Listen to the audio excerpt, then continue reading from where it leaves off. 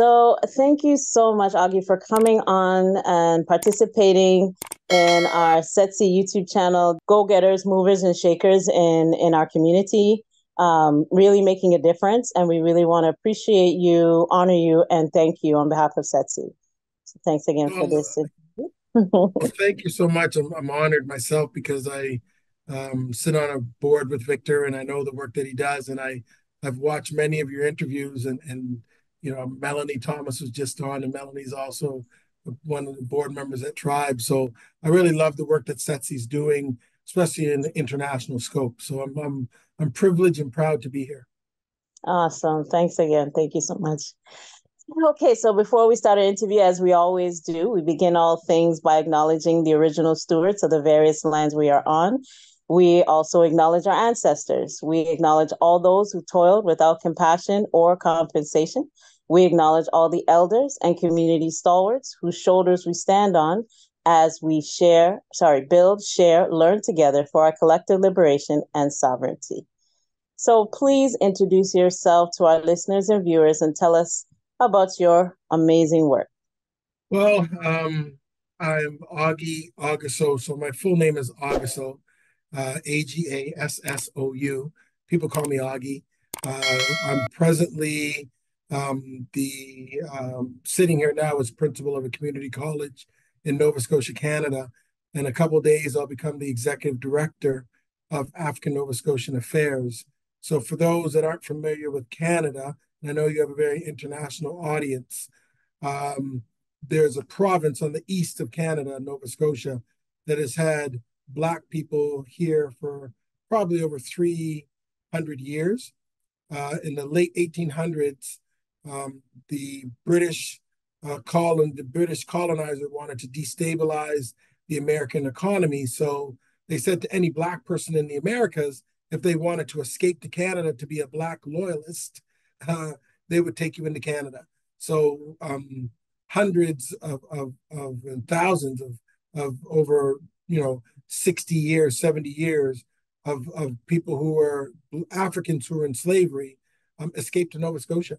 And so we've had communities here since the late 1700s, and those communities still exist. So I'm an African Nova Scotian. Both of my parents are born in Nova Scotia.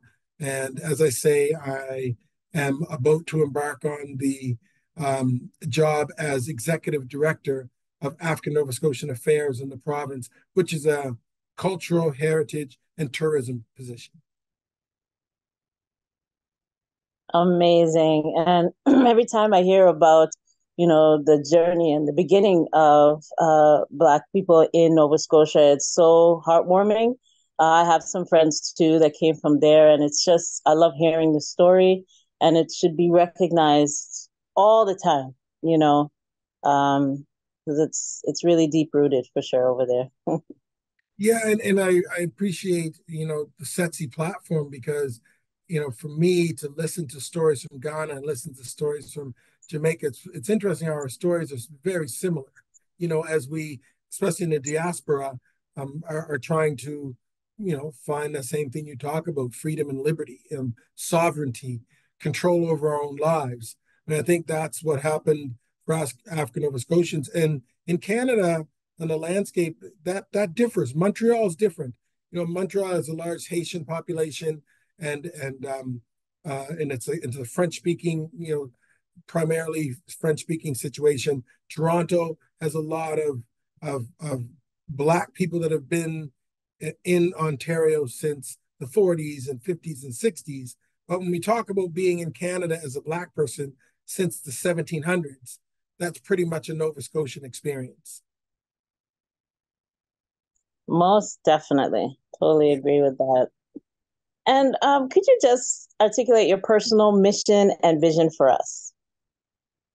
Yeah, I guess the thing it takes a village, and we stand on the shoulders of our ancestors. My father was Augy Jones, and he on the East Coast was a civil rights activist and lawyer.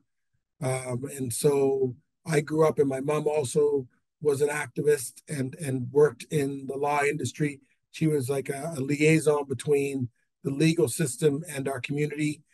trying to direct our community who they should be talking to when they had a legal issue, which can often be a barrier. So I had two parents that were very much connected to the liberation and sovereignty of Black people and the love for Africa. So I grew up in that. And I remember like our household was always full of all kinds of different people, Black people, white people, people from the Caribbean, people from Africa, people from Norway. And I was like this little sponge. Like I would just sit around and just, listen to these conversations.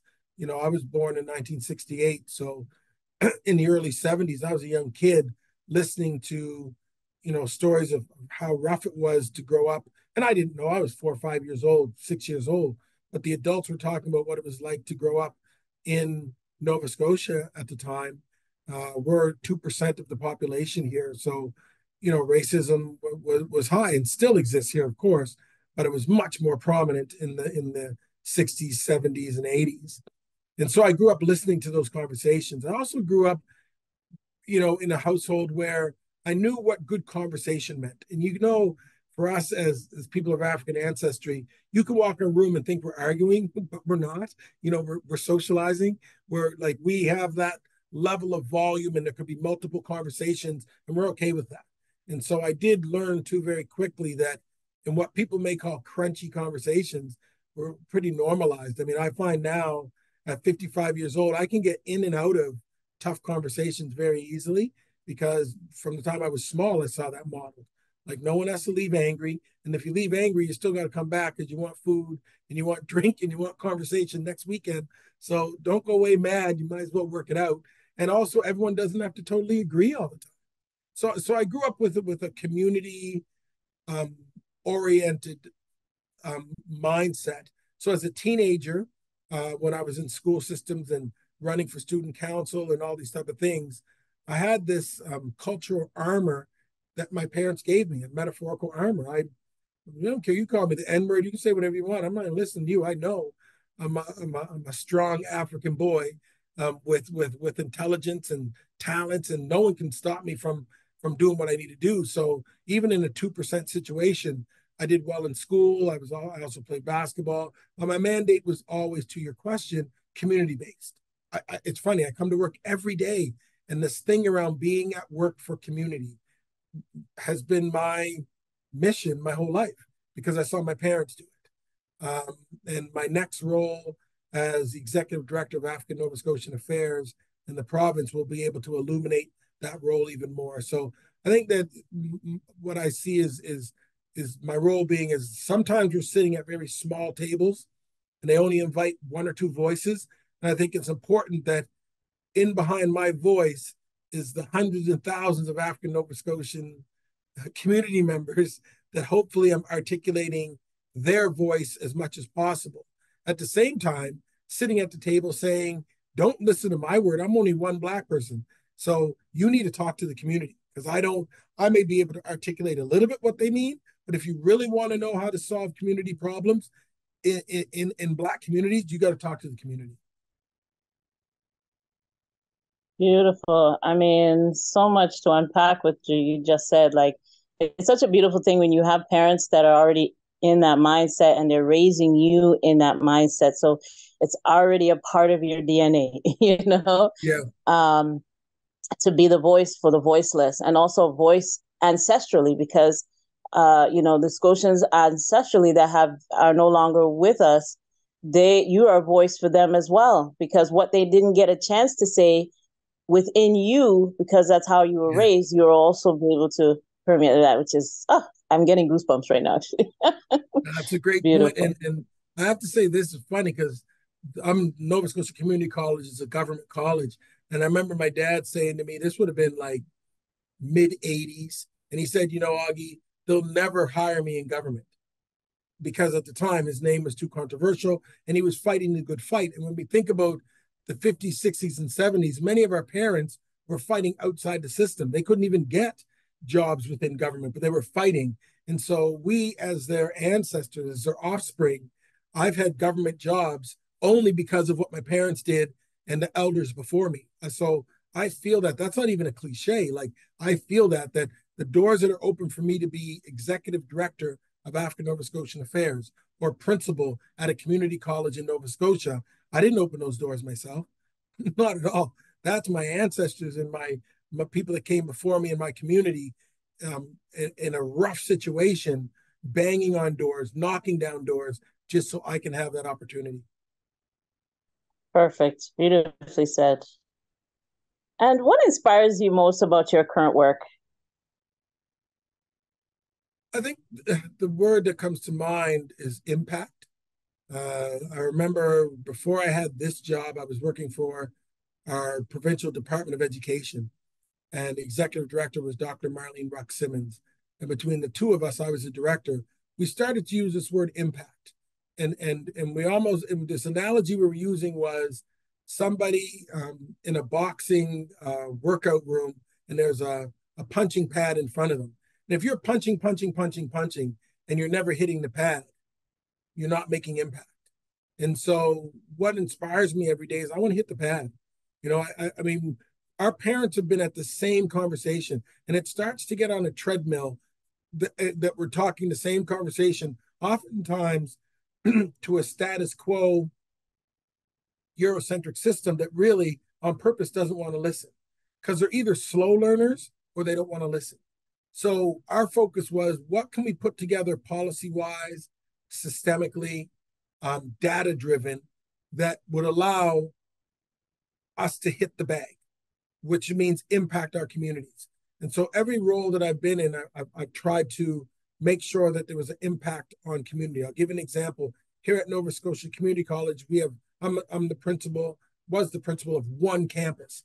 And that campus is the closest campus to North Preston, East Preston, Cherrybrook, Lake Loon, and these are Black communities. And so when I got the job 2 years ago, I thought the biggest impact I could have is to make this venue open to Black programming. Because oftentimes you have an idea for a program, but once you start to put it together and you have to rent a space, and after a while now, those are barriers to you presenting the program. So since I've been here, we've had the Black Health Network here, both men and women. We have a provincial economic road to prosperity. They did a 4-day conference here. We had a combination program for financial literacy and basketball mixed into one program. We've had African Nova Scotian cooking mixed into a program for youth. So I find the impact of what I could do with like the most easy low-hanging fruit was open up the building and have community access this building at very affordable rates, free or at least paying for the services that we offered, but making it very affordable.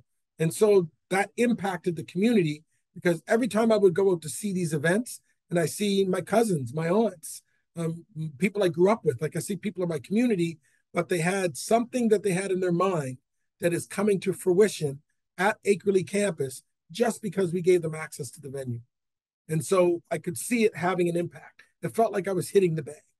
And so as I move into this new role, it's not just a campus. Now we're talking provincially. I want to make sure that I'm listening and following the voices of the community. And we have a diverse community. Some people live in very rural settings. A lot of the Black communities that I spoke of that have been here for 300 years are not in the middle of Halifax. They're not urban communities. They're actually pretty rural communities. And even when it comes to white people, there's a disconnect between urban and rural. And so I want to make sure that from an African Nova Scotian landscape, that there's an impact on Black communities in rural settings, that there's an impact for Black women, that there's an impact for Black mental health, that there's an impact for Black people as they celebrate their culture, not only as African Nova Scotians, because I would say when you come here, you're in Nova Scotia. So that does make African Nova Scotians somewhat primary. But then as it ripples out, we have people from the Caribbean that have been here for decades. We have people from Africa that have been here for decades. So we're all one African diaspora. And I want to make sure that we have a positive impact on all of those ripples of Black people. Beautiful. I remember growing up with we used to have the community centers coming together, and, they don't even have that anymore for the kids. So you just saying that really brought back memories. And now you're making an impact within the Black community to focus on togetherness, unity. Doesn't matter if you're in the rural area, doesn't matter if you're in the city. We're all one people coming together, whether from Africa, Yes. it doesn't matter. So that's beautiful. Really, really good. And now, what challenges or barriers have you faced in your work? And how are you, or if you have a team, how are you guys working to overcome it? Well, I think the barriers, and I've come to this, when I in the early 90s, I spent 4 years teaching in St. Lucia. I spent a year teaching in Georgetown, Guyana. I taught in Kingston, Jamaica for a year, and I taught 4 years in Nassau, Bahamas. And what I found from coming from the 2% of Black Nova Scotians, I found that being in the majority Black situation as an educator, we never really talked about race as much. And as we know, even in these islands, there's still that silent white power structure a lot of times. So I'm not going to go there. That's a different conversation. But I think in general, it was revolutionary for me to be in a majority situation where I turned on the TV and the commercials were Black people and the newscasters were Black people and the police were Black people and the criminals were Black people and the politicians were Black people. And that may seem pretty elementary to some people, but I had my first all Black dream when I was 22 years old. Right? Because there's a thing around being in a majority and seeing yourself over and over again. But when you grow up in Nova Scotia and you barely see yourself, that has a play on your mindset. So to say that white people were always somewhere in the dream, somewhere in the existence, that's because you grow up at 2%. So that does bring me to answering your question is, I think the biggest challenge here in Nova Scotia is that we are only 2% of the population. And so that still makes up 200,000 people. But it's not a large population. So when it comes to, do we have a lot of restaurants? Do we have any credit unions? Do we have, housing areas where there's a positive living experience of affluence for African Nova Scotians? We don't have that.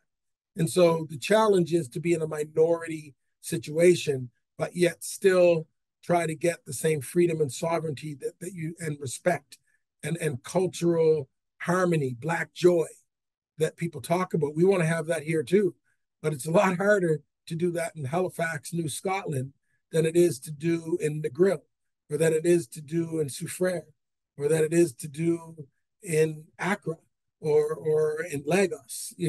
So in that it's to be fully African, fully proud, fully capable, have access to things when you're only 2%. And in that minority situation, you often get the offshoots and dysfunctionalities of that. So racism, lack of access to funds, a stereotyping of your community. Like when you're only 2%, it's very easy for those things to happen. And again, that's also unique to Nova Scotia because in Montreal, some of these same things, we know that the same incidents of racism in the school system exist in Montreal and Toronto and Vancouver, wherever in Canada. But here it's somewhat accentuated because I often say, we look at the United States as the North and the South. So Mississippi, Alabama, Louisiana are in the South. And in the North, we have, New York City and, Philadelphia and those type of things. Well, in Canada, we flip it, right? So the East Coast is the South. So this is not Halifax, Nova Scotia. It's Halifax, Mississippi. It's Halifax, Louisiana. It's, what I mean? It's Halifax, Alabama, right? And so some of the same characteristics of growing up in the South as a Black person is what it's like to grow up in Nova Scotia or New Brunswick or Prince Edward Island or Newfoundland, right? And only we have much smaller numbers. So I would say that's the biggest challenge is the demographics of how many people we have. And we know that demographics leads to how much voting share do you have? How much of the GP, the gross national product or provincial money making, what part are you of that? How many Black businesses are there? Like we have just a low number because of the low number of people of African ancestry that we have in the province. That's it. I totally understand that, when you say 2%, but you know what? It's like every piece of the puzzle is important, whether Yeah. it's the 2% of it or what. And your role is so important because that small percent, actually, it might be easier for you to gather them and speak with them. Sometimes the larger it is, the harder it is to kind of communicate the importance of unity and coming together. But the small percentage, you know, you will make an impact. I know you will, for sure. Well, it's funny you say that, and I do want to add this because you brought up a great point. So, Mhm. in that difference, what we have done in Canada is we have an African Nova Scotian Affairs. That's what I'm going to be the executive director of.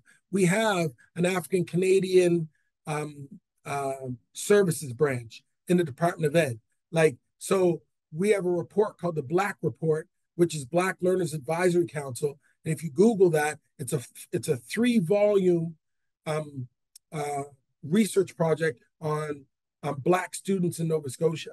So what's funny is in the 2%, to your point, we've done some things that Ontario hasn't done. We are embedded in government, um, unlike Quebec, unlike Alberta. So you're right. In our smallness, we've been able to set up some structures of protection and voice within government that are not duplicated in this country. There you go. Beautiful. And what are your key priorities right now? What would you say your key priorities at this current time? I'm very focused on life beyond trauma. I think that there's a way, and if you look up, there's a psychologist, Adler, who talks about getting beyond your trauma in a micro level. I think for us in Nova Scotia, we spent a lot of time talking about how oppressive it is here, which is truthful. That's true. Trauma is a real thing. But I think we now need to get to um, defining ourselves, um, uh, celebrating ourselves, marketing ourselves, loving ourselves. All of these things are beyond trauma. I'll give you an example. So, as I'm moving into this new position, I would be equivalent to the executive director of Acadian Affairs, which is the French population, the executive director of Gaelic Affairs, which is the Scottish Gaelic group that's here, that's the majority. We also have an executive director of Ilnu Affairs or Mi'kmaq Affairs. And what's interesting the other day that all of those cultures have license plates. And I know this is only small, but it's a micro example of what I'm talking about. There's a license plate for Gaelic people to identify with. There's a license plate for Acadian people to identify with. There's a Mi'kmaq license plate. There's a veterans license plate. There's a firefighter's license plate. But there's no African Nova Scotian license plate. And so part of that is that we've been so focused on racism and the things that were traumatizing us that we haven't been able to go forward to say we also would like a license plate. And so I think that's my mandate. Going forward is to define what it is to be Black in Nova Scotia, to celebrate that in our history of resilience, centuries of resilience, 300 years of resilience and prospering, and celebrate that. And then finally, even when it comes to tourism, we have a lot of people even in Canada that say, "Oh, you have Black people in Nova Scotia," right? So we are at the other end is really marketing and having people come visit, because that's a huge part of enhancing your culture, is to have people appreciate that and have local people that are in the tourism, culinary, hospitality industry create spaces for people to come and enjoy our culture. That doesn't mean that we forgot about slavery and continuous systemic racism and things like that. We haven't forgotten about that. But I do think that, if you say, what am I focused on in the future the most? And what are my goals as executive director at African Nova Scotian Affairs? It's definitely to get beyond trauma. I love that so much because something here in Ghana, like that's how it was. Like 2019 was the year of return, it was called, and open door policy for all Black diasporans to come in, get your chance to get permanent residency, just feel, open and welcome. And it was a huge success. So really highlighting, Black Nova Scotians, like you're saying, in the culinary arts, what's your food taste like? And I've tried it before because I have a friend, as I told you, it's really tasty. Dance, culture. Oh my goodness, I can imagine. Yeah. So I love that. Getting beyond the trauma because, it's like there's a machine that feeds off of trauma, fear, and those things. It empowers it, keeps the lights on for some reason, but now it's time to create our own light and a positive light, for us for sure. So I love that. Love that. And so what does success look like to you? Yeah, that's interesting. I've had that question asked of me lately. I recently also was chair of, we had an environmental racism panel. So for the last year, I've been the chair of a panel, which was three experts from the Mi'kmaq community on environment and racism, three from the African Canadian community, and we had a gentleman from European ancestry who was a policy expert that made up the group. And oftentimes I was being interviewed to say, what would be successful for the panel? And I always said, if community says so. When I walk through community, my sense of success is having day-to-day, everyday people who I'm connected to say that this is working for them, this is impacting them. I don't really put a whole lot of stock in what organizations outside of our community will deem as successful, whether it's quantitative, qualitative, whatever. I find that I really do base success on first voice feedback, first voice criticism, first voice compliments from community members that are saying, life is better for me. I have more access to. Thank you for starting that networking event because I've benefited from that. That's the type of feedback that I think is the most important for me. Sometimes it's very hard to measure, I guess. It has an emotional value for sure. But yet, I would say that for me is success is that the community feels the impact of some of the initiatives I've been a part of and feels the impact positively, that things are better for them. And to me, that is the definite centerpiece for what I would deem success. Beautiful. Love it. Love it. I have nothing to say after that. That was great. So, in closing, what are your closing thoughts and your call to action at this time? Well, I would align it with the work that Setsi does. I think that, whether it's in Toronto or Accra or Halifax or Kingston or Lagos or, it doesn't matter. I think that there's a lot of power when we talk minority majority, really as African people of African ancestry, we are the majority. We have millions and millions of people. And I think that kind of shaking our heads coming out of the whole transatlantic, slave trade system was set up to make people be disconnected. And so now that we're in the year 2023 or 2024, I think that it is a time for unity. And I think, and Victor and I talked about this when we first met, is, I was very much into, I'm African Nova Scotian. And Victor's like, yeah, but we're all Black. And there's this tension around that conversation. And I do think that there's a sense that someone can own being Jamaican. And I think about Rastafarians in particular, own being Jamaican, but have a great love for Africa. I can own being African Nova Scotian, but have a great love for Africa. And really, the power source is not me being Nova Scotian. The power source is me being African, right? Like that's where the millions of people are, and they're all over the globe. And think about the ways that we can, promote trade and prosperity and banking and cryptocurrency and digital information and networking and film and music and culture and tourism and education. Like, I'll give you an example. We have Black students here in Nova Scotia. Why are we not aligning with historically Black colleges in the US or Black universities in Africa, right? We're trying to get we're at the level now where we're just trying to get our Black students into white schools. There's got to be a level beyond that. And in the unification of Black people, then why don't we have cohorts of African Nova Scotian students going to school in Uganda, in Ghana,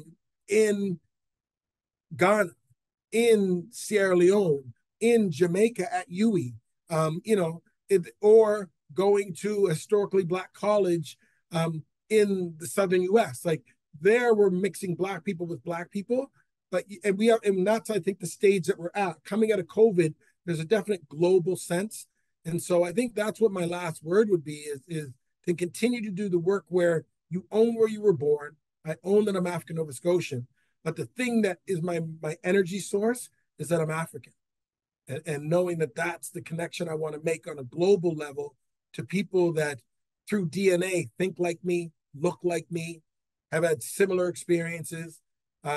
I think we're always trying to fight to get European people to notice us and pay attention to us and write our curriculum and set up stuff for us. That's not going to happen. So if we look to each other, I think that can happen. Absolutely. That's perfect because, the youth is the next generation coming. So we have to plant the seed from now, from baby stage. I have a 1-year-old grandbaby, and I tell you the vocabulary on this little girl. She knows so much. You tell her one thing, she's mastered it. There's no need to tell her again. So these are the type of generation of our children that are coming. They're already pre-wired. Yes. All you have to do is feed them. That's it. So I love that you're saying, why don't we have, our Black Scotian students in Ghana, in Nigeria, and, and that's so important. And it would be so embraced, I'm telling you, because through art, through music, through dance, through food, we're already united. So that's like a no-brainer, so I really, really, I love that. I just love that idea. I think that'd be amazing.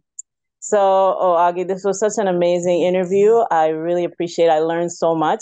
I'm already trying to think, okay, when am I coming to Nova Scotia? Well, we're going to connect. I'll make sure we connect after this. Yes, most definitely. So, and I hope people, when this airs, they'll also embrace it, learn from it, and other Scotians from all over the world who's traveled to also come and connect with Augy and see how you can give back, or hey, I traveled to the US, but I can't forget my homeland. What can I do to help? All of that is so vital too. So again, I appreciate you on behalf of Setsi. We appreciate this interview, and we will end the way we began by acknowledging the original stewards of the various lands that we were on. We also acknowledge our ancestors. We acknowledge all those who toiled without compassion or compensation. We acknowledge all the elders and community stalwarts whose shoulders we stand on as we build, share, learn together for our collective liberation and sovereignty. So again, Augy, we appreciate you. And yes, we will connect soon. Thank you so much. Really appreciated the conversation. Definitely. Same here. Likewise. Take care. Okay. Take care. Bye-bye. Bye-bye.